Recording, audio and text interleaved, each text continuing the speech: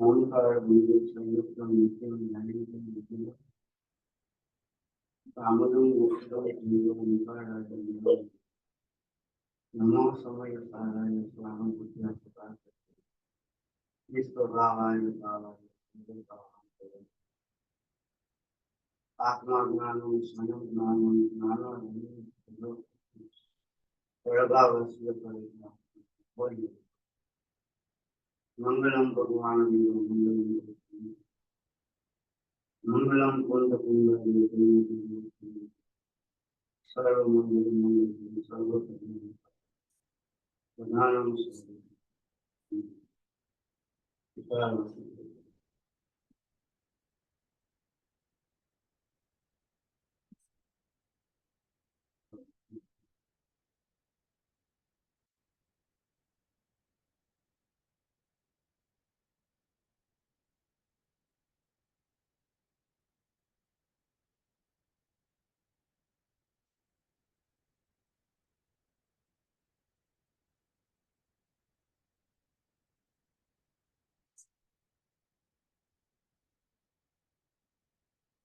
વિષય ચાલે છે કે પેલા આજનો જે દિવસ છે ઉત્તમ આંકીજન્ય ધર્મનો દિવસ છે.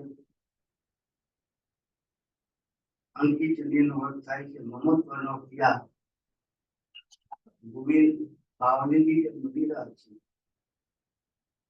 એને પરિગ્રહનો અભાવ છે અને પોતાને કુટુંબ પરિવાર મકાન મિલકત પૈસા વસ્ત્ર શરીર પ્રત્યેનું પણ મહત્વ છૂટી ગયું છે એવી એમની દશા છે. તેમ છતાં તે 24 પ્રકારના પરિગ્રહ છે, 14 પ્રકારના અંતરંગ પરિગ્રહ છે.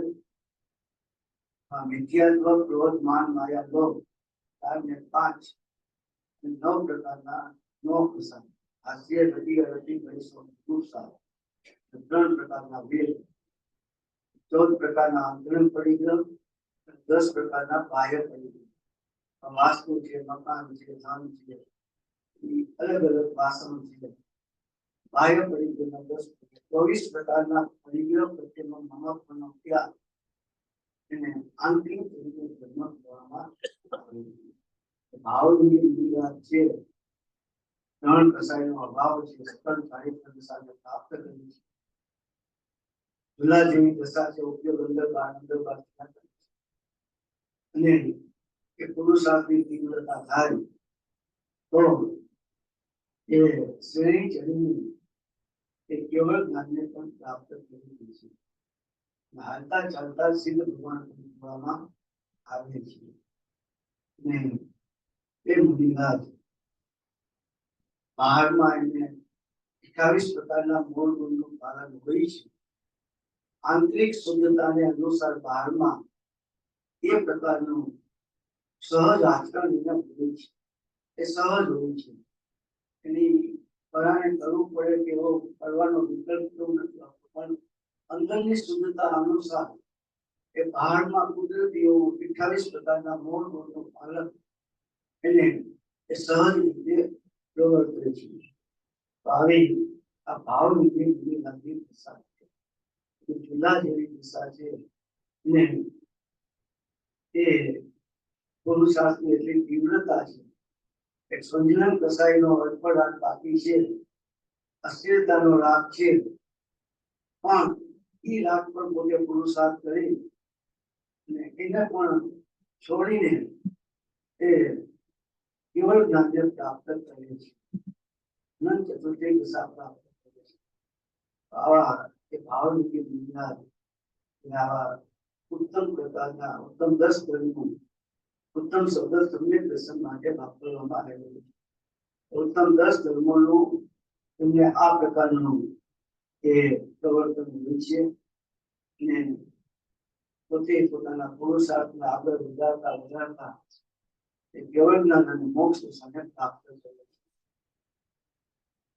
આપણો વિષય સમ્યક દર્શનનો મહિમા ચાલે છે. એમાં આપણે અમુક મુદ્દા લીધા હતા, 4-5 મુદ્દાઓ બાકી છે એ આપણે લઈએ છીએ. તો આપણે વાત થઈ હતી કે મોક્ષ પાઉલમાં આચાર્યએ કીધું છે કે ભૂતકાળમાં અતીત કાળમાં જે કોઈ જીવો સિદ્ધ પામ્યા છે અને ભવિષ્ય કાળમાં પણ જે જીવો સિદ્ધ પામશે એ સમ્યક દર્શનનો જ મહિમા છે. ઘટનાક્રમ શ્રાવકાચાર્યમાં એવું છે કે દેહધારી જીવોને માટે સમ્યક દર્શન સમાન કોઈ હિતકારી નથી અને મિથ્યાત્વ સમાન કોઈ અહિતકારી નથી. તો એ પરમાત્મા પ્રકાશમાં પણ એ વાત બતાવી આચાર્યજીએ, યોગિંદુ આચાર્યજીએ, કે જીવ અનાદિનો છે, સંસાર અનાદિનો છે, સંસાર પરિભ્રમણ એ પણ અનાદિનું છે. અનાદિકાળથી આજ સુધીમાં જીવે તે વસ્તુ પ્રાપ્ત નથી. એ જીનેશ્વર ભગવાનને ઓળખા નથી. બીજું સમ્યક તત્વની પ્રાપ્તિ કરી, સમ્યક દર્શન પ્રાપ્ત. આ બે વસ્તુ નથી, બાકી બધું જ આ જીવે અનંત કાળમાં બધું જ રહ્યું, કાંઈ બાકી નથી. આપણો જે મુદ્દો છે એમાં સમ્યક દર્શનનો મહિમામાં ધર્મનું મૂળ દર્શન છે. એનો મુદ્દો આપણે લીધેલો હોય, દર્શનનો મુદ્દો ધર્મનો મૂળ દર્શન છે. એટલે સમ્યક દર્શનથી જ ધર્મની શરૂઆત થાય છે. સમ્યક દર્શન વગર ધર્મની શરૂઆત, સમ્યક દર્શન વગર શ્રાવક દશા ન હોય, મુનિ દશા ન હોય. કારણ કે સમ્યક દર્શન પ્રાપ્ત થાય પછી એ શ્રાવક દશા, મુનિ દશા, કેવળ જ્ઞાન બધી દશા પ્રાપ્ત થતી હોય છે. એટલે જ્યાં સુધી સમ્યક દર્શનની પ્રાપ્તિ નથી થઈ ત્યાં સુધી એ ધર્મની શરૂઆત થતી નથી. અને એ એકલા મહિનાના લીલા જેવી બધી ક્રિયાઓ છે, ક્રિયાઓનું પણ કાંઈ મહત્વ નથી. મોક્ષ માર્ગમાં સમ્યક દર્શનની મુખ્યતા છે. કે રત્નગ્રહ 31 નંબરનો શ્લોક છે. હવે આપણે બીજમાં પણ એ પ્રશ્ન લીધેલો. મોક્ષ માર્ગમાં એ સમ્યક દર્શન છે ખેવટિયા સમાન છે. જેમ નાવને એક જગ્યાએથી સામે કિનારે લઈ જવામાં ખેવટિયું મુખ્ય છે, એમાં મોક્ષ માર્ગમાં સમ્યક દર્શનના ચારિત્ર્ય રૂપી મોક્ષ માર્ગમાં એ સમ્યક દર્શન છે ખેવટિયા સમાન છે, મુખ્ય બાબત છે.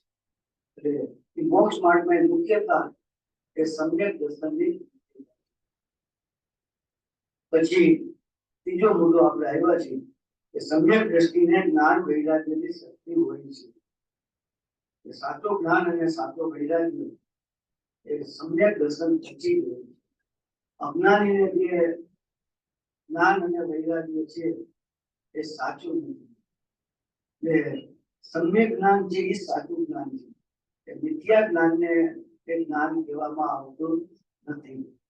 અને તે વૈરાગ્ય છે એ પણ સમ્યક દર્શન પછી સાચો વૈરાગ્ય આવે છે. સમ્યક દર્શન પૂર્વક જ સાચો વૈરાગ્ય હોય. જેને સમ્યક દર્શન છે એને જ વૈરાગ્ય હોય. મિથ્યા દ્રષ્ટિનો જે વૈરાગ્ય છે, એને વૈરાગ્યના પ્રસંગો બને છે જીવનમાં, એના જીવનમાં પ્રસંગો વૈરાગ્યના આવતા હોય છે, એને વૈરાગ્ય આવતો હોય છે. પણ એ વૈરાગ્ય એ મોહ ગર્ભિત હોય, દુઃખ ગર્ભિત હોય, કોઈ મોહના કારણે, દુઃખના કારણે હોય. એવા કોઈ કારણોસર વૈરાગ્ય આવે ને વળી પાછું અમુક સમય પછી એ વૈરાગ્ય સમી જાય છે. એ લાંબો સમય ટકતો નથી.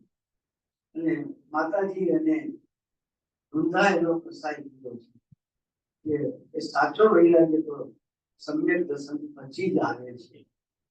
એ સમયસરના 196, 97, 95, 96 જે નિદ્રા અધિકારી ગાથા છે એમાં એ જ્ઞાન વૈરાગ્યનું સ્વરૂપ બતાવી કે સમ્યક દ્રષ્ટિ જ્ઞાની ધર્માત્માને કે વૈરાગ્ય છે એને જ સાચો વૈરાગ્ય હોય છે. અને વૈરાગ્ય જ્ઞાન અને વૈરાગ્યના કારણે એને એ કર્મનું બંધન થતું નથી. જ્ઞાન અને વૈરાગ્યનો મહિમા છે કે જ્ઞાની ધર્માત્મા છે એને અબંધ દશા છે, એને કર્મનું બંધન છે નહીં. એનું કારણ એ જ્ઞાન અને વૈરાગ્યની શક્તિ છે. એ વાત આચાર્ય નિદ્રા અધિકારમાં 196 95, 196 અને 197 એ 3 ગાથામાં વાત બતાવી છે. 195 ગાથામાં એમ કીધું છે, જેમ ઝેરના ઉપભોગથી પણ વૈદ્ય જન મળતો નથી, તેમ કર્મ ઉદયો ભોગવે પણ જ્ઞાની બંધાતો નથી. ટીકા, જેમ કોઈ વિષ વૈદ્ય બીજાઓના મરણનું કારણ જે વિષ તેને ભોગવતો છે પણ અબોધ રામબાણ વિદ્યાના સામર્થ્ય વડે વિષની શક્તિ રોકાઈ ગઈ હોવાથી મળતો નથી, તેમ અજ્ઞાનીઓને દાદાદી ભાવના સત્તાઓથી બંધનું કારણ જે શુદ્ધ કર્મનો ઉપય તેને જ્ઞાની ભોગવતો છતાં પણ અમોઘ જ્ઞાનના સામર્થ્ય દ્વારા રાગાદી ભાવનો અભાવ હોતા કર્મોદયની શક્તિ રોકાઈ ગઈ હોવાથી બંધાતો નથી.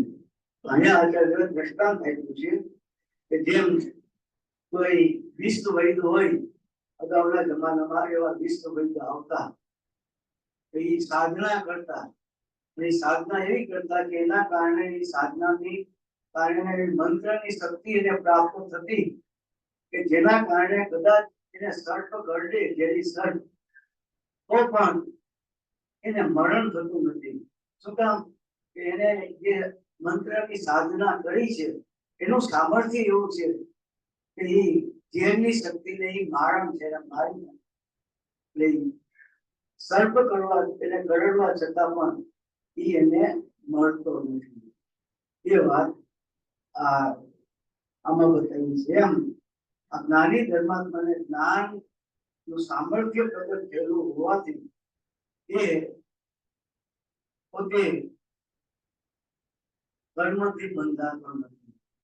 એને સમ્યક જ્ઞાન, જે જ્ઞાન પ્રગટ થયું, જે સ્વકર્મનું જ્ઞાન નિરંતર વધ્યું, પોતાના નાયક સ્વભાવનો જેને આશ્રય છે અને એને નિરંતર જ્ઞાન રૂપ પરિવર્તે પ્રવર્તે છે, તો એના કારણે એ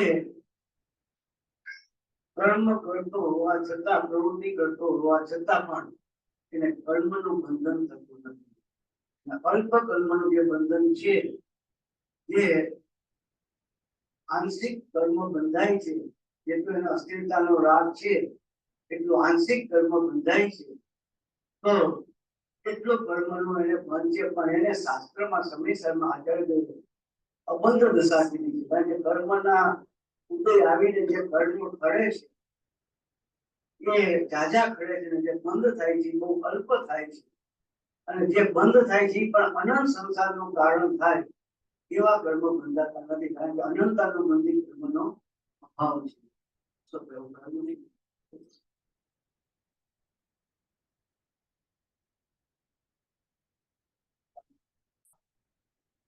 તો એ જ્ઞાનનું સામર્થ્ય બતાવ્યું છે.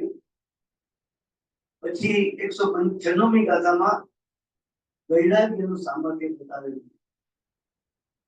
એમાં એમ કીધું કે ગાથાનું મથાનું એમ છે કે વૈરાગ્યનું સામર્થ્ય બતાવે છે કે જેમ સમ્યક દ્રષ્ટિ જ્ઞાની ધર્માત્માને જ્ઞાન છે, એ જ્ઞાનના કારણે કર્મનું બંધન થતું નથી, એમ વૈરાગ્યના કારણે પણ એને કર્મનું બંધન થતું નથી. તો એ 196મી ગાથા છે. જેમાં રતિ ભાવે મધ્ય પિતા મત જન બનતો નથી, લોક ભોગ વિશે અર્થ જ્ઞાની બંધાતો નથી.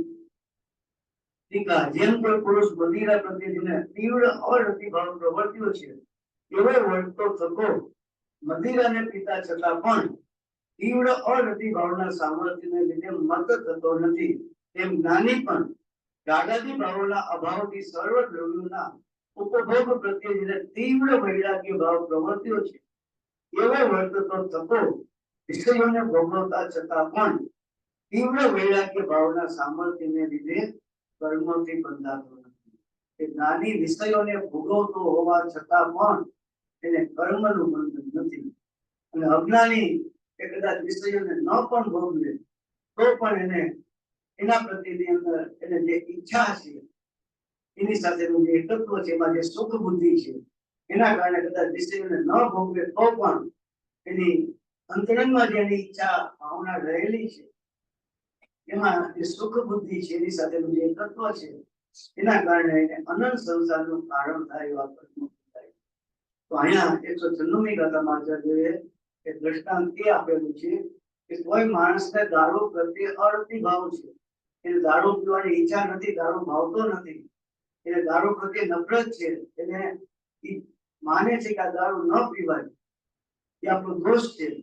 હવે એ નથી પીતો પણ છતાં ક્યારેક એવું બને કે આ ગોવા છે તો એ ફરવાનું સ્થળ છે તો ત્યાં દારૂની છૂટી હોય, બધા પીતા હોય છે. તો ભાઈબંધ દોસ્તાર બધા ફરવા ગયા હોય ગોવામાં, દીવ છે, ગોવા છે, તો અહીંયા બીજા બધા ભાઈબંધો દારૂ પીતા હોય, 5 ભાઈબંધ બાકીના 4 પીતા હોય, અને એકને ન પીવો હોય તો પેલા લોકોને પરાણે આગ્રહ કરે કે અમે બધા કેવી છીએ ને તો તારે પીવું પડશે એમ. તો કે હું દારૂ પીતો નથી, મને દારૂ પ્રત્યે રસ નથી, એની ઈચ્છા નથી, એમાં મને સુખ બુદ્ધિ નથી, મારે દારૂ પીવો નથી. તો કે ના બધા પી છે એટલે કંપની આપવી પડશે, તારે પીવો પડશે. તો એ રીતે એને પરાણે દારૂ પાય છે. હવે એ પરાણે દારૂ પાય છે, એને ઈચ્છા નથી, એને પીવે છે, એટલે ઈચ્છા વગર એ કાર્ય કરે છે, એને નશો ચડતો નથી. દારૂ પીતો હોવા છતાં એ દારૂનો નશો એને ચડતો નથી, કારણ કે એના પ્રત્યે એને અરતિ ભાવ છે. એમ નાની ધર્માત્મા, સમ્યક દ્રષ્ટિ ધર્માત્મા એ વિષયોને ભોગવે છે પણ એ વિષયો પ્રત્યે એને આસક્તિ નથી, એમાં સુખ બુદ્ધિ નથી, એની સાથેનું એને તન્મયપણું નથી, એની સાથેનું એકત્વપણું નથી. એની કારણે કદાચ અસ્થિરતાના કારણે, પોતાના પુરુષાર્થની નબળાઈના કારણે કે પોતે કદાચ એ પ્રવૃત્તિમાં જોડાય ઈચ્છા વગર, કારણ કે સમ્યક દ્રષ્ટિ જે કાર્ય છે એ બધા ઈચ્છા વગરના કાર્ય છે. એના અસ્થિરતાનો દોષ છે, અભિપ્રાયનો દોષ એને નથી. એટલે એને એ કાર્ય કરવા છતાં પણ એ કદાચ વિષયોને ભોગવે પણ એમના પ્રત્યેને અરતિ ભાવ છે, એમાં સુખ બુદ્ધિ નથી, એની સાથેનું એકત્વ નથી. એટલે વિષયોને ભોગવતા છતાં પણ એને કર્મનું બંધન થતું નથી. એ રીતે સમ્યક દ્રષ્ટિ જ્ઞાની ધર્માત્માને એ જ્ઞાન અને વૈરાગ્યની શક્તિ હોવાથી એને કર્મનું બંધન નથી. એના પછીની ગાથામાં એ નોકરનું દ્રષ્ટાંત આપ્યું છે. સેવે છતાં સેવતો સેવક બને, પ્રકરણ તણી ચેષ્ટા કરે, પ્રાકરણ્ય તેમજ નહીં. એમાં દ્રષ્ટાંત આપ્યું છે ભાવાર્થમાં કે કોઈ શેઠ હોય, દુકાને ચલાવતો હોય, અને કોઈ નોકર છે એમાં કામ કરતો હોય, તો શેઠ તો ગાદી ઉપર બેઠો હોય, તો બાકીનું બધું જ કામ છે એ નોકર કરતો હોય. તો પૈસા લે, ગ્રાહકને સમજાવે, માલ કાઢે, એની સાથે માથાકૂટ કરે, ઘણું બધું કરતો હોય, બિલ બનાવે, પૈસા લે, એ બધું કાર્ય નોકર કરે છે. અને શેઠ તો ગાદી ઉપર બેઠા હોય છે, કાંઈ કામ કરતા નથી. અને કદાચ દુકાને આવે પણ નહીં, ઘરે પણ બેઠા હોય, પણ એ દુકાન આખી નોકર સંભાળે છે. એટલે બધું જ કાર્ય ગ્રાહક આવે તેને સમજાવે, માલ દેખાડે, ભાવ તાલ બધું કે એને બિલ બનાવી દે, પૈસા લે, બધું જ એને એ કાર્ય નોકર કરે છે. તો અહીંયા એમ કીધું કે સેવે છતાં સેવતો સેવક બને, પ્રકરણ કરણી ચેષ્ટા કરે, પ્રાકરણ્ય તેમજ નહીં કરે. એ નોકર બધું કાર્ય કરે છે, એ બધું દુકાનનું કામ બધું ઈ જ સંભાળે છે, શેઠ કઈ કરતા જ નથી. પણ એ નોકરને ખબર છે કે આ હું જે કાર્ય કરું છું એ મારે માત્ર મારા પગાર પૂરતો જ મારો આમાં હિસ્સો છે, અને એ સિવાય આમાં મને કઈ ગમે એટલા પૈસા મળે, ગમે એટલો લાભ થાય, મને મારો જેટલો પગાર છે એટલું જ મને મળવાનું છે. એટલે એને એ કાર્ય કરે છે પણ એમાં એને એકત્વપણું નથી, મારાપણું નથી કે મારી દુકાન છે, મારો માલ છે, મને લાભ થાય છે, એ એને ખ્યાલ નથી. ખ્યાલ પાસે એને એ પોતાના પગાર પૂરતો એને નિસ્બત હોય છે, એમાં જે કઈ નફો થાય કે નુકસાન થાય એની સાથે એને નિસ્બત નથી. એટલે એ કાર્ય કરે છે પણ ન કરવા બરાબર છે.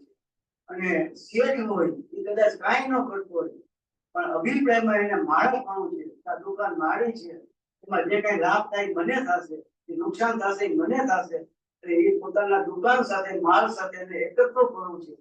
એટલે કદાચ એને ખબર છે કે ભાઈ હું કદાચ કાંઈ નહીં કરું પણ જે કઈ લાભ થશે એ મને મળવાનું છે, અને નુકસાન થશે એ મારે જ ભોગવવાનું છે. એટલે એ અજ્ઞાની છે એ શેઠ જેવા છે, એ કાંઈ કાર્ય ન કરતા હોય છતાં પણ એની સાથે એકત્વ છે, મહત્વ છે, એટલે એ કર્મનો કર્તા ને ભોગતા છે. અને નોકર છે એ જ્ઞાની જેવો છે, એ બહારથી કાર્ય કરતો દેખાય પણ અંતરંગ અભિપ્રાયમાં એના માળાપણું એમાં નથી, એ માળાપણાનો અભાવ છે. એને ખબર છે કે આ મારો કાર્ય મારા પગાર પૂરતું છે. એમ જ્ઞાની ધર્માત્મા કદાચ કાર્ય કરે તો પણ એ અનિચ્છાએ કરે છે. એને ખ્યાલ છે કે આ મારું કર્તવ્ય નથી, મારું કાર્ય નથી, આમાં મને લાભ નથી, પણ પોતાના પુરુષાર્થની એટલી 50 છે ને સામે કર્મની બળજોરી નિમિત્ત તરીકે આપણે કહીએ તો એના કારણે કાર્યમાં જોડાય છે. એ રીતે એ કર્મનો બંધ નથી. જ્ઞાની ધર્માત્માને એ અબંધ દશા કહેવામાં આવી છે કે સમયસર આખામાં એક જ્ઞાની ધર્માત્મા વિષય ભોગ ભોગવે, વેપાર કરે, ધંધો કરે, લગ્ન કરે તો પણ એને એ કર્મનું બંધન નથી. અને દ્રવ્યલિંગી મુનિ વન જંગલમાં 28 પ્રકારના મૂળ ગુણનું પાલન કરે, 11 રંગનું જ્ઞાન હોય અને સંયમ દશા એવી હોય તેને સળગાવી નાખે તો ક્રોધ નો આવે તો પણ એને મિથ્યાત્વ અંદર પહેલું છે, અનંત અનુભૂતિ છે, એટલે એને અનંત સંસારનું કારણ થાય એવા કર્મ બંધાય છે. કે મિથ્યાત્વ છે એટલે સ્થિતિ અનુભાગ એને વધારે બંધાશે, ભલે એને પ્રદેશ પ્રકૃતિ ઓછા બંધાશે. સમ્યક દ્રષ્ટિ હોય, કદાચ વેપાર કરતો હોય કે લડાઈ કરતો હોય પણ એને મિથ્યાત્વનો અભાવ છે એટલે સ્થિતિ અનુભાગ ઓછા બંધાશે. અને એને કદાચ કૃષ્ણ લેસ્યા હોય તો એને પ્રદેશ પ્રકૃતિ પણ વધારે બંધાશે. પણ આ જીવને કે દુઃખનું કારણ છે એકમાત્ર અનુભાગ બની છે. કસાયના કારણે સ્થિતિ અનુભાગ બંધાય છે અને યોગના કારણે પ્રદેશ અને પ્રકૃતિ. એટલે એ કારણે એ અજ્ઞાની કદાચ મિથ્યા દ્રષ્ટિ છે ગમે તે કરે, વન જંગલમાં જઈને આત્માની આરાધના કરે, શુક્લ દેશિયા હોય પણ અનંત અનુમતિ મિથ્યાત્વ કર્યું છે એટલે અનંત સંસારનું કારણ થાય એવા કર્મને બંધાય છે. અને જ્ઞાની છે એના માટે એને સંસાર પ્રત્યે આસક્તિ નથી, સુખ બુદ્ધિ. શું કામ?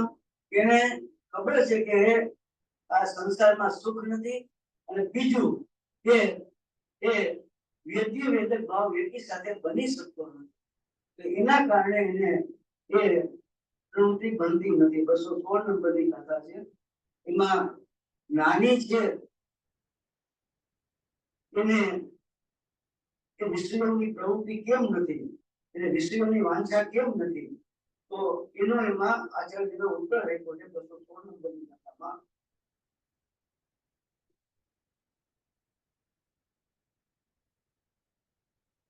વેદ્ય વેદક ભાવ બને સમય સમયે વિનશે, તે જાણતો જ્ઞાની તથાપિ ન ઉભયની કાંક્ષા કરે. એમાં ખાલી ગાથા લઈએ છીએ કે જે ભાવ વેદ્ય છે અર્થાત વેદક ભાવ છે અને જે ભાવ વેદાય છે અર્થાત વેદ્ય ભાવ છે, એ બંને ભાવો સમયે સમયે વિનાશ પામે છે. એવું જાણનાર જ્ઞાની તે બંને ભાવોને કદાપી માનતો નથી. કે જ્ઞાનીને એનો મથાળું જેવું લીધું છે તો અનાગત કર્મોદય ઉપભોગને જ્ઞાની કેમ વાંચતો નથી? તો કે વેદ્ય વેદક ભાવ એકી સમયે બની શકતો નથી એટલે જ્ઞાની એ ભોગોની વાંછા કરતો નથી. જ્યારે એને ઈચ્છા હોય ત્યારે ભોગવટો નથી હોતો અને ભોગવટો આવે ત્યારે ઈચ્છાનો અભાવ થઈ જાય. તો ઈચ્છા અને ભોગવટો એ બંને એક સાથે બની શકતા નથી એટલે જ્ઞાની કે ભોગોની વાંછા કરતા નથી. એ 216 નંબરની કથામાં આચાર્યએ બતાવ્યું છે. એના પછીનો મુદ્દો છે કે સમ્યક દ્રષ્ટિને એ અબંધ દશા છે. એ વાત પર આપણે કહી કે એને અનંત અનુમતિ વિદ્યાત્વનો અભાવ હોવાથી એને અબંધ દશા પણ છે. એટલે એને એક તો જે છે એને જ્ઞાન અને વૈરાગ્યની શક્તિ છે અને જ્ઞાન અને વૈરાગ્યની શક્તિના કારણે એને કર્મનું બંધન પણ થતું નથી. એ કદાચ ગમે તે પ્રવૃત્તિ કરે. આચાર્ય એક શ્લોકમાં એવું પણ કીધું કે જ્ઞાનીના ભોગ છે એ પણ નિર્જરાનું કારણ છે. ભોગ હોય એ નિર્જરાનું કારણ તો ન હોય, બંધનું જ કારણ હોય. જેટલો રાગ છે એ બંધનું જ કારણ છે. પણ તેમ છતાં એ સમ્યક દ્રષ્ટિ જ્ઞાની ધર્માત્માને એ અનંત અનુમતિ વિદ્યાત્વનો અભાવ છે એટલે એને જે કર્મ બંધાય છે બહુ અલ્પ બંધાય છે. ઉદયાગત કર્મો આવે છે એનું ફળ આપીને જાય છે એ ખડે છે જ્યાં વધારે. એટલે ઈ અપેક્ષાએ એમ કહેવાય કે કર્મ ભોગ ભોગવે તો પણ એ કર્મને નિર્જરાનું ધારણ કરવામાં આવે છે. તો વાસ્તવિક જે નિર્જરા છે શુદ્ધોપયોગથી કે વિતરાગ ભાવથી જે નિર્જરા થાય તે પ્રકારની નિર્જરાની વાત નથી. કે સાચી નિર્જરા તો જે વિતરાગ ભાવ છે, શુદ્ધ ભાવ છે, એ જ નિર્જરાનું કારણ છે. એટલે આપણને આ સમયસર આચાર્ય દેવ જે અદ્ભુત શાસ્ત્ર બનાવ્યું છે, કુલકુલ આચાર્ય દેવ મહાવીર ક્ષેત્રમાં સિમંદર ભગવાન પાસે ગયેલા ને એમણે આ ભગવાનની વાણી સાંભળીને આ 84 ભાવની રચના કરી. સાક્ષાત ભગવાનની વાણી છે. ને આચાર્ય પ્રતિજ્ઞામાં પોતે એમ કહે છે કે દર્શાવું એક વિભક્ત આત્મા પ્રણાલી વિભવતી દર્શાવું તો કરજો પ્રમાણ નતમસ્તક રસ કે હું એ એકત્વ વિભક્ત આત્માની વાત હું તમને બતાવું છું. આગમ યુક્તિ ફળાફળ ગુરુનો ઉપદેશ અને સ્વાનુભવ એ 4 પ્રકારે બતાવું છું. કે ભવ્ય જીવો તમે એને સાંભળજો, એનો અભ્યાસ કરજો અને છેલ્લે 415મી ગાથામાં આચાર્યએ આ સમયસર ભણવાનું ફળ, સમયસર અભ્યાસ કરવાનું ફળ ઉત્તમ સૌખ્યની પ્રાપ્તિ થશે. એવું આચાર્ય જ્યાં સમયસરનો યથાર્થ અભ્યાસ કરે છે એને મોક્ષ પદની ઉત્તમ સૌખ્ય એટલે મોક્ષ પદની પ્રાપ્તિ થાય છે. તો આ આખું સમયસર ગુરુદેવના નિમિત્તે આ ભાર સમયસર હતું. પેલા શ્રીમદજીના વખતમાં હતું, પેલા પણ તે સમયસર મુનિનું શાસ્ત્ર છે, કોઈ બીજા અજ્ઞાની વાંચે નહીં. અને સમયસરના ભાવોને પણ કોઈ બહાર કાઢ્યા નહોતા. ગુરુદેવના પ્રતાપે આપણને આ સમયસરના ભાવ એ આપણે બહાર આચાર્યનો આપણે ભાવ છે, આચાર્યનો જે આશય છે એ આપણે સમજી શકીએ. આચાર્ય તો મૂળ દાદા તો 2 લીટી છે પ્રાકૃત ભાષા. અમૃતચંદ્ર આચાર્ય દેશી આચાર્ય એની ટીકા કરી છે, પણ તે ગુરુદેવનો વિસ્તારપૂર્વક આખો આચાર્ય ભગવતનો જે આશય છે એ આપણને સમજાયો. આ કાળમાં વર્તમાન પંચમ કાળમાં આ ગુરુદેવનો જન્મ થયો એ આ જગતના જીવોના કઈ મહાન ભાગ્ય હોય ત્યારે આવા પરમાત્માનો અહીંયા જન્મ એવા એક અધિકારમાં જગતના કઈ પુણ્ય બાકી હતા. વિજ્ઞા સુરત લો હતા તલસતા સર્વસ્તુને દેખવા. એવા કઈક પ્રભાવતી ગગનથી ઓકાન કો ઉતરે અંધારે ડૂબતા અખંડ સતન પ્રાણવાન ઉતરે. જો જગતના કોઈ પુણ્ય હશે તો આવા જ્ઞાની ધર્માત્માનો તીર્થંકર દ્રવ્ય કે 4 ભાવ પછી તીર્થંકર થઈને જે મોક્ષે જવાના છે, જે ગંધર થઈને મોક્ષે જવાના જેવા પૂજ્ય માતાજી ગુરુદેવ તો કેવા જ્ઞાની ધર્માત્માનો અવતાર થવો કે જગતના કોઈ એવા મહા પુણ્ય હશે ત્યારે આ પંચમ કાળ વંદાવસારી કાળમાં આ જ્ઞાનીનો જન્મ થવો, આવા તીર્થંકરનો જન્મ થવો બહુ મોટી વસ્તુ છે.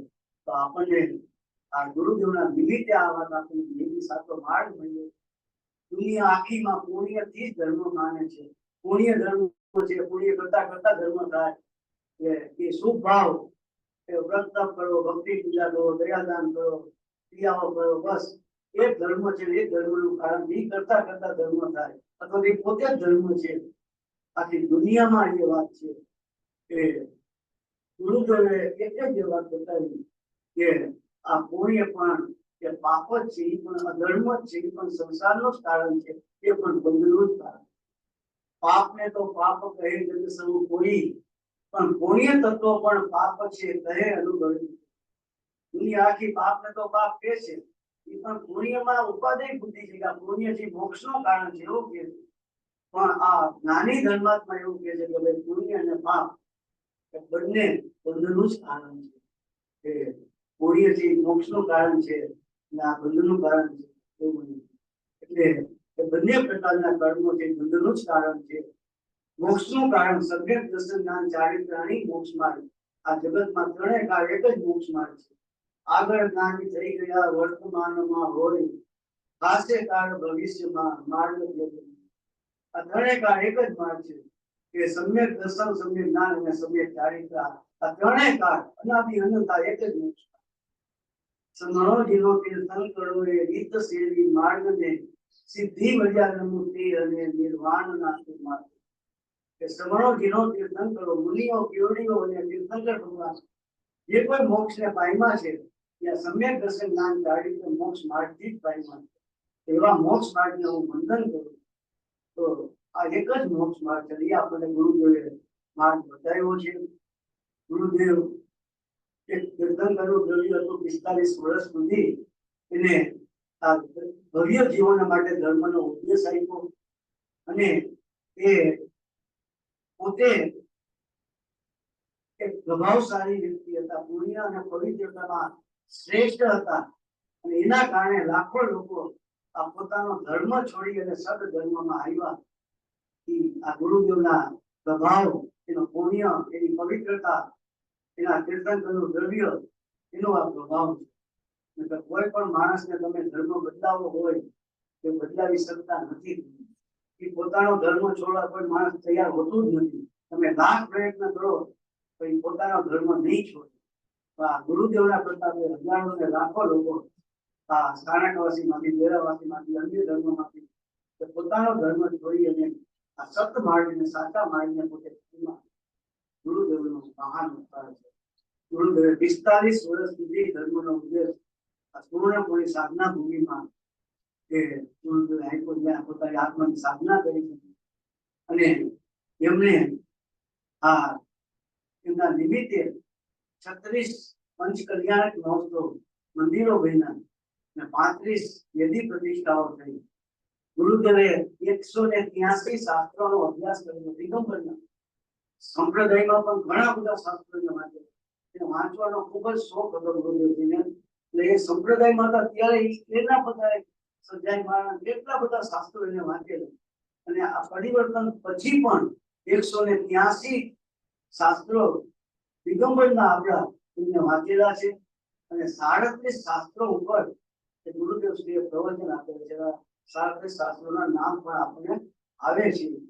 તો એ તીર્થંકરનું દેવદારો મહાન આત્મા આપણને ભેટો એ આપણા મહાન પુણ્યનો ઉદય છે. અને એનો આપણે સદુપયોગ કરી અને આત્મહિતમાં આપણે એનો ઉપયોગ. સમ્યક દર્શન પછી જ કર્મની નિર્જરા થાય છે. એ મોક્ષ પામવાની 87મી ગાથા છે. એમાં એક વાત બતાવી છે કે કર્મ નિર્જરાનું કારણ એકમાત્ર શુદ્ધ ઉપયોગ છે, વિતરાગ ભાવ છે. કર્મની નિર્જરા 3 પ્રકારે કહેવામાં આવે છે. એક પૂર્વ કર્મનો ઉદય આવે અને જ્ઞાની છે અને અનંતાનુભૂતિનો અભાવ છે, એમાં જોડાય છે અસ્થિરતા પૂર્વકની. એને જે જોડાય છે એ બહુ અલ્પ જોડાણ છે અને અસ્થિરતાનું જોડાણ છે. એટલે ઉદય જે આવે છે જે કર્મો કરે છે એના પ્રમાણમાં નવા કર્મો બહુ ઓછા બંધાય છે. અને એ કર્મ જે બંધાય છે એ પણ અનંત સંસારનું કારણ થાય એવા કર્મો બંધાતા નથી. એટલે કર્મ આવે છે ઓછા અને ખરે છે જાજા. તો એ અપેક્ષા એમ કહેવાય કે જ્ઞાનીને કર્મની નિર્જરા થાય છે. બીજું, જીવના શુદ્ધ ભાવનું નિમિત્ત પામી સત્તામાં રહેલા કર્મમાં એને જે સ્થિતિ અને અનુભવ ઘટી જાય છે એને પણ એક પ્રકારે નિર્જરા કહેવામાં આવે છે. એટલે સાચી નિર્જરા જે છે એ આત્માના શુદ્ધ ભાવ, વિતરાગ ભાવનું નિમિત્ત પામી એ કર્મનું અંશે ક્ષય થવું, નાશ થવું, એને એ નિર્જરા કહેવામાં આવે છે. આ વિતરાગ ભાવથી જ કર્મની નિર્જરા થાય. રાગ ભાવથી કર્મની નિર્જરા ત્યારે દર્શન ખાતા ખાતા કસ્તુરીનો ઓળખાણ આવે એવું ક્યારે બને. રાગ કરતા કરતા વિતરાગતા થાય, મોક્ષ થાય. તો કે એવું ક્યારે થાય? બંને વિરોધી બાબત છે. કે દુનિયામાં એવું કહેવાય 28 કરો, 1 ઉપવાસ કરો, 8 ઉપવાસ કરો તો આટલા કર્મની નિર્જરા થઈ જાય. આ વર્ષી તપ કરો તો આટલા કર્મની નિર્જરા થાય. આ માંસ ખમણ કરો તો આટલા કર્મની નિર્જરા થાય. એવું કહેવાય છે. પણ ખરેખર એ બધા પુણ્યના ભાવ છે. કદાચ કસાયની મંદતા હોય તો એનો પુણ્ય ભાવ છે. અને એ રાગ ભાવ છે, બંધનું કારણ છે. કર્મ નિદ્રાનું કારણ નથી. એ શેત્રુંજયની 99 વખત યાત્રા કરો તમે તો ઈ પગથિયા ચડવા ઉતરવાથી કર્મની નિદ્રા થઈ જાય એવું નથી હોતું. જો એવું થતું હોય પગથિયા ચડવા ઉતરવાથી કર્મની નિદ્રા થતી હોય તો શેત્રુંજય કરતા સમયસિંહનો પર્વત એના કરતા બહુ મોટો છે.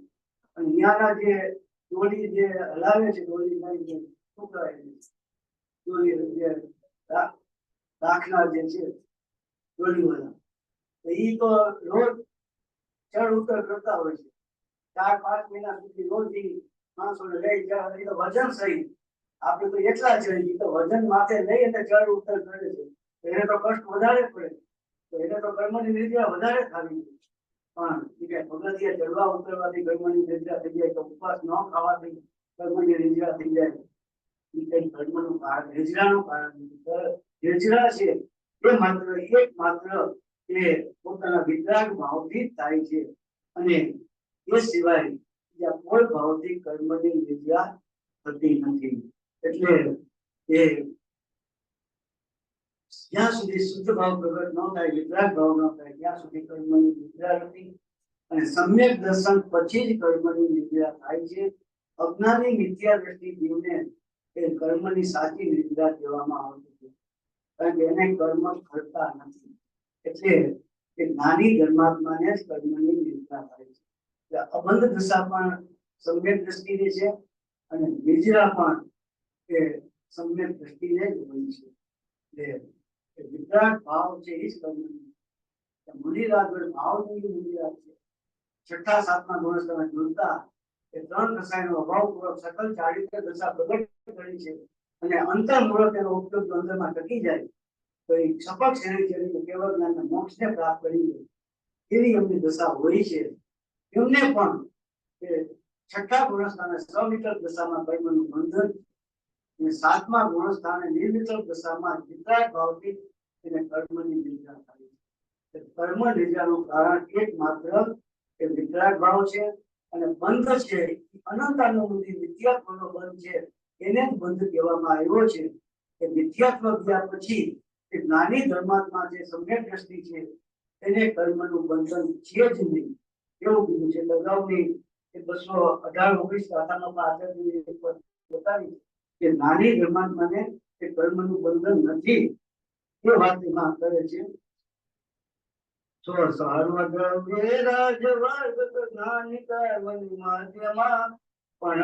થકી લે પાય નહીં જેમ કનક કરદમ મધ્યમાં પણ સર્વધર્મેરાજ શિલય જ્ઞાની કર્મની મધ્યમાં તે કર્મ રજલે પાય છે જેમાં લોહ કરદમ મધ્યમાં.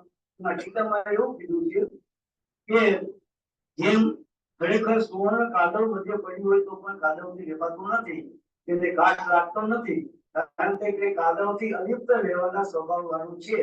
એવી રીતે ખરેખર જ્ઞાની કર્મ મધ્ય રહ્યો હોય તો પણ કર્મોથી લેપાતો નથી. કારણ કે સર્વ ફળ દ્રવ્યો પ્રત્યે જેમને કરવામાં આવતો છે રાગ એના ત્યાગનો સ્વભાવ વાળો હોવાથી જ્ઞાની કર્મ થી અલિપ્ત રહેવાનો સ્વભાવ વાળો છે. માટે એને કર્મ બંધન નથી. પાણીમાં સુવર્ણ પડ્યું હોય એ સુવર્ણનો સ્વભાવ જ એવો અલિપ્ત રહેવાનો લિપ્ત થવા વાળો નથી. એટલે એને કાટ લાગતો નથી. પાણીમાં પડવા છતાં એને કાટ લાગતો નથી. અને લોખંડ હોય એ પાણીમાં પડ્યું હોય તો એને કાટ લાગે છે કારણ કે એનો સ્વભાવ લિપ્ત વાળો છે. એટલે એને જેમ લોખંડને કાટ લાગે છે એને સ્વાભાવિક રીતે લિપ્ત સ્વભાવ વાળું છે. એ રીતે અજ્ઞાની છે એ લિપ્ત સ્વભાવ વાળું હોવાથી એને એ કર્મની મધ્ય હોવાથી એને કર્મનું બંધન છે. અને અનંતાનું બંધન નિત્યાત્મનો સદભાવ છે. એટલે સમ્યક દ્રષ્ટિ જ્ઞાની ધર્માત્મા જેમ સુવર્ણ પાણીની વચ્ચે હોવા છતાં એને એ લિપ્ત થતું નથી એને કાટ લાગતો નથી. તેમ જ્ઞાની ધર્માત્મા એ કર્મની વચ્ચે રહેવા હોવા છતાં પણ એ કર્મથી બંધાતો નથી. એટલે એ રીતે અહીંયા આચાર્ય એ દ્રષ્ટાંત આપે છે કે જ્ઞાની ધર્માત્માને એ કર્મનું અબંધ દશા છે. અને એ સમ્યક દ્રષ્ટિ છે એને આ પંડિત સુનિલ એવા જે વિશેષણો આપવામાં આવે છે કે મોક્ષ પાવનમાં એ 89ની ગાથામાં એ બતાવ્યું છે.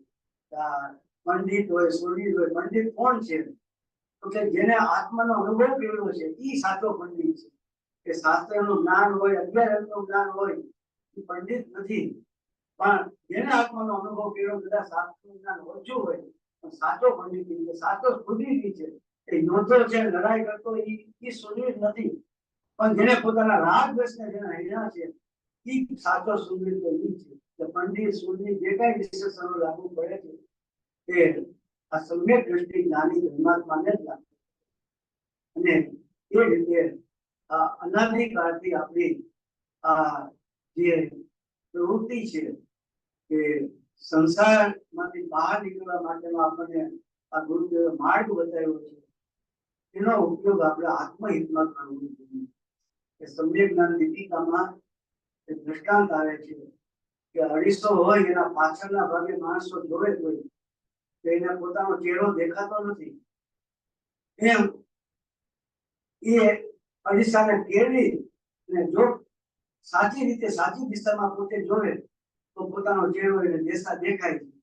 એમ આ શુભાશુભ ભાગ, અરીસાનો પાછળનો ભાગ, એટલે શુભાશુભ રાગમાં, પુણ્યમાં, એમાં ધર્મ માની એમાં પોતે સુખ બુદ્ધિ માને એ સુખની પ્રાપ્તિનો ઉપાય કરે છે. પણ એ પુણ્ય ભાવમાં, રાગ ભાવમાં એ સુખની પ્રાપ્તિ થતી નથી. પણ એ અરીસાને પાછળ ફેરવે એમ પોતાનો જે શુદ્ધાત્મા છે એનો પોતે આશ્રય એને ગ્રહણ કરે તો એને અનંત અનંત સુખની, અનંત અતિન્દ્રિય સુખની એને પ્રાપ્તિ થાય છે. કે આપણે અનાદિકાળથી આપણી જે સુખ મેળવવાની જે પ્રવૃત્તિ છે એ બહારમાં છે.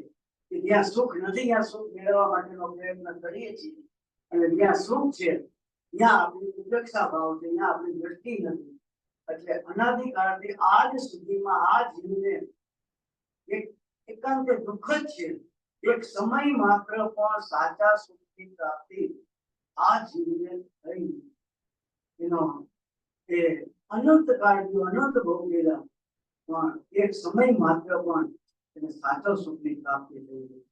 એટલે સાચો સુખનો ઉપાય આપણને ગુરુદેવ શ્રી બતાવ્યો છે, માતાજી બતાવ્યો. તો માતાજીનું વચનામૃત છે, 12 અંગનો સાર છે. ગુરુદેવ એમ કે વચનામૃતમાં 12 અંગનો સાર આવી જાય, આપણું સમયસારમાં સમાવિષ્ટ થઈ જાય છે. તો કે એનો આપણે અભ્યાસ કરીએ, સમયસારનો અભ્યાસ કરીએ, સ્વાધ્યાય કરીએ. ગુરુદેવ 4-5 કલાક એ સ્વાધ્યાય કરવાનો આપણને કહે છે. તો આપણે 4-5 કલાકનો નિવૃત્તિ લઈને પણ એ સ્વાધ્યાય કરવો જોઈએ. કામ ઝાઝા હોય, આપણી પ્રવૃત્તિ ઝાઝી હોય, સમય ન મળતો હોય તો માતાજીએ એમ કીધું કે કામને ઓછા કરીને પણ આત્મહિત માટેનો સમય કાઢવો. એટલા બધા કામ ન હોવા જોઈએ જેથી આત્મહિતનો સમય ન મળે. અને જો એટલા બધા કામ હોય તો એ કામને ઓછા કરીને પણ આત્મહિત માટેનો સમય એને અવશ્યપણે 4-5 કલાકનો સમય આત્મહિતની પ્રવૃત્તિ માટે અને સ્વાધ્યાય માટે એને કાઢવો જોઈએ. મનુષ્ય બહુ આમ ચાલ્યો જાય અને અંતિમ સમય જયારે આવે, આયુષ્ય જયારે પૂરું થતું હોય પછી એને પસ્તાવાનો પછી કોઈ કાર નથી. અને આ મનુષ્ય બહુ જો હારી ગયા, આપણું જીવન આમ ચાલ્યું ગયું, તો પછી આપણને એ આ દિનેન્દ્ર ભગવાન મહિલા, ગુરુદેવ મહિલા, સાચા દેવશાસ્ત્ર ગુરુ મહિલા પણ ન મહિલા. કે ઉગ્ર સિદ્ધાંત રત્નમાળામાં તો શ્લોક આવે છે કે જો જીનવાણી સમજનારની બુદ્ધિ પણ કર્મોદય વશે અન્યથા આચરણ કરે તો જેને શાસ્ત્રનું જ્ઞાન નથી એને શું દોષ દેવો? અરે રે, કર્મોદયને ધિક્કારો કે જેના વશે જીવદેવની પ્રાપ્તિ પણ અપ્રાપ્તિ સમાન બની ગઈ. આ નિમિત્તનો પ્રસંગ છે કે કર્મના વશે જીવ પોતે પોતાનું કાર્ય ચૂકી જાય છે, કર્મના આધીન થઈ જાય છે, કર્મને વશ થઈ જાય છે. નિમિત્તનું પ્રસંગ છે. કર્મ કઈ કરતું નથી કે કર્મ કઈ આપણને રોકતું નથી, પણ નિમિત્ત તરીકે એમ કહેવાય કે કર્મની બળજોરી છે. કર્મનું આખા જગત ઉપર સામ્રાજ્ય, આ મોહ રૂપી કર્મનું આખા સામ્રાજ્ય એના જગત ઉપર છે. મોહ જેમ નચાવે એમ આખું જગત નાચે છે. તો કે મોહને વશ થઈ આ જીવ ઓલા બળદની જેમ, જે બળદ એ 24 કલાક એ ભાર ઉપાડે, વજન ઉપાડે, એમ આ જીવ એ વજન ઉપાડીને અહીંથી એ આખો દિવસ એને સંસારની પ્રવૃત્તિ એ કર્યા કરે છે. એમાં આચાર્ય બહુ સરસ વાત કરી છે કે જો જીનવાણી સમજદારની બુદ્ધિ પણ કર્મોદય વસે અન્યથા આચરણ કરે તો જેને શાસ્ત્રનું જ્ઞાન નથી એને દોષ શું દેવું? અરે રે આ કર્મોદયને ધિક્કારો કે જેના વસે જીન ગુરુની પ્રાપ્તિ પણ અપ્રાપ્તિ સમાન થઈ જાય. આપણા પોતાની આપણે દશા, આપણા અંતર નિરીક્ષણ આપણે કરી, આપણા જીવનનું અને બીજાનું જીવનનું નિરીક્ષણ આપણે કરીએ, આપણું કરીએ અને બીજાનું કરીએ તો આપણને ગુરુદેવ મહિલા, માતાજી મહિલા, ગુરુકુળ આચાર્ય મહિલા, આવા આચાર્ય અનેક આચાર્ય ભગવંતના સર્વ શાસ્ત્રો જીનવાણી મહિલા, ભગવાનની વાણી સાક્ષાત મળી જે સમ્યક દર્શનનો નિમિત્ત કારણ બની શકે તો કે એવું મહિલા મળવા છતાં એ આપણું જીવન એ માતાજીનું જે જીવન હતું, સમ્યક દર્શન કહેવાય, જે આત્માની વૃત્તિ હતી, સંસાર પ્રત્યે જે વિરક્તિ ભાવ હતો, કે સમ્યક દર્શન પ્રાપ્ત કરવું કે એનું જીવન કયા પ્રકારનું હોવું જોઈએ, તેના પત્રો દ્વારા આપણે જોઈ શકીએ. તો એવું જીવન ખરેખર આપણું હોવું જોઈએ. ગુરુદેવના આટલા વર્ષો સાંભળ્યા પછી પણ નથી. એનું કારણ શું છે? આ જીવ ક્યાંક ને ક્યાંક રોકાઈ જાય છે. કર્મો ધરીને વસે એ ક્યાંક ને ક્યાંક રોકાય છે, કર્મને આધીન થઈ જાય છે, કર્મને વશ થઈ કોઈ વેપાર ધંધામાં, કોઈ ભોગ વિલાસમાં, કોઈ સમાજ સેવામાં, કોઈ કુટુંબ પરિવારમાં ક્યાંક ને ક્યાંક જીવ રોકાઈ જાય છે અને પોતાનું જે કાર્ય કરવાનું છે એ કાર્ય પોતે ચૂકી જાય છે. ધિક્કારવો એમ એ નિમિત્તનું કર્મ છે. કર્મ તો ખરેખર કઈ કરતું નથી, પણ આ જીવ કર્મને વશ થયેલો છે. એટલે એ બધા એમ કીધું કે આ કર્મના કારણે જીવ હૃદયમાં જે આવે છે એમાં જોડાય છે પોતે, એટલે એને એ જે કાર્ય કરવાનું છે એ નથી કરતો અને એના કારણે એને સાચા દેવ શાસ્ત્ર ગુરુ મહિલા, જીનદેવ મહિલા, ગુરુદેવ મહિલા, માતાજી મહિલા પણ ન મહિલા બરાબર છે. મહિલા ખરા પણ એને ન મહિલા બરાબર. જેને શાસ્ત્રનું જ્ઞાન નથી એને શું દોષ દેવો? આપણે તો છીએ. આંધળો માણસ જાતો હોય રસ્તામાં ને ખાડામાં પડી જાય તો એનો દોષ નથી કે બિચારો દેખતો નથી, ખાડામાં પડી ગયો. પણ દેખતો માણસ હોય એ ખાડામાં પડી જાય તો એનો દોષ છે.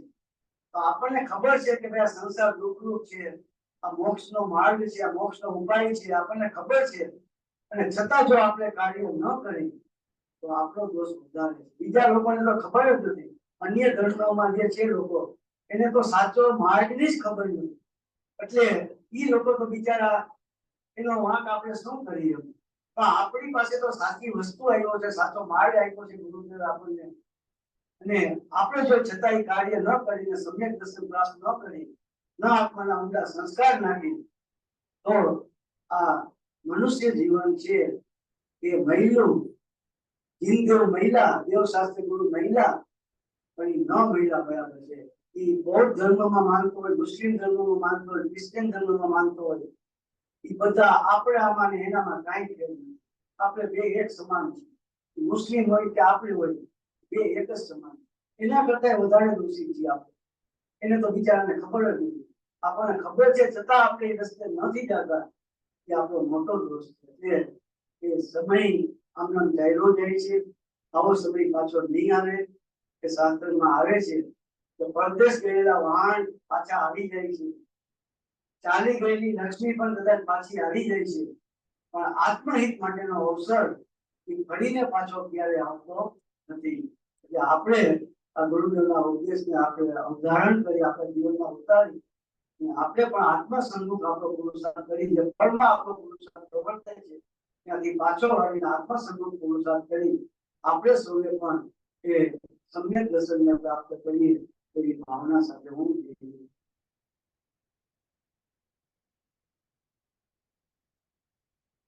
પરમ કૃપાળુ